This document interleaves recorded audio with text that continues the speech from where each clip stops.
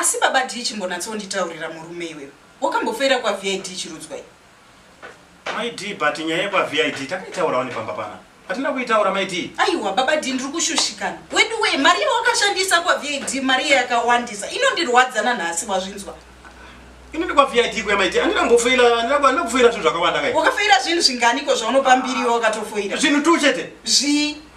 My D anditi munhu aindidzidzisa aitaura kuti kana wakuuya pamadrum ukona kuti wakuda kurowa drum unobudisa ruoko ni pawindow wotsimudza muoko kuti ndadini ndokupa imwe chance.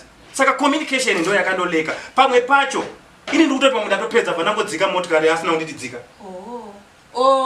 Ndizvezvi. Ende ritori dambudziko rako baba D. Ndo zvauri. 1 communication una 2 ukaona kuti wasvika unongodzika. Ndo zvautori. Taku murume mukuru kuzvitakura kuenda nazvo kwaVID zvaunoita pano. Zveshe waregai vanhu vataura kuti charity begins at home. Kudriver cheko autogoni baiwe. Muri kuti ikwe. Augoni baba D because ndo zvauri. Nyange uchito driver pano pamba cheo. Ndinewe tichidriver kudai ukangonzwa kuti wasvika unotodzika. Communication hapana. Kwandinenge ndasvika here my D. Inocho uri kudriver umbonibvunza here kuti ndasvika. Unobodibvunza here kuti my D wona ndiri kukudriver communication sign language wasvika here ndotaiwa ndasvika ngatidzike.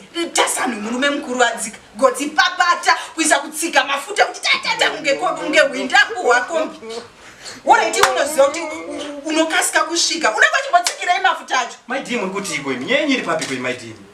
Inyaya kwaVID uku makatambisa mari yangu yakawanda. Aiwa my D inyaya kwaVID here my D yamuri kutaura. Inyaya kwaVID baba D iri kundirwadza because zvakangofanana. Ameno zvauri une papazi unomhanya unongozvifunga iwe nguva yekudriver ye. Unozvifunga wega. Hauna kana communication. My D muri kuti my D andi driver ini pana pani.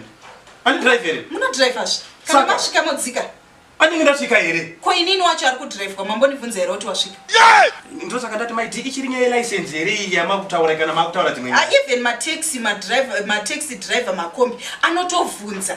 Masvika here ambuya. Ndozvamunotaridza kuti my D wasvika here.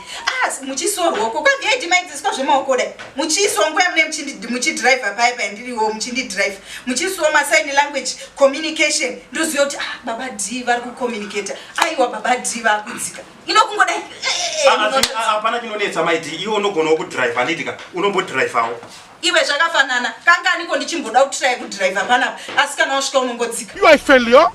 Saka nini my D nyaya nyini handichazivi kuti muda kuti ndizame kuita sei. Handichazivi. Akugoni kudrive ndo zvingoripo. Kana tanga wadzidzira kugona kudriver pano pamba mozonopuwa chitambi kwaVID. Say they why. Saka ndopangori nenyaya yenyu chete.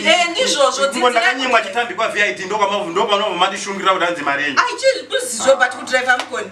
Amutogoni zvinotokushupai munongofunga kungorova mafuta.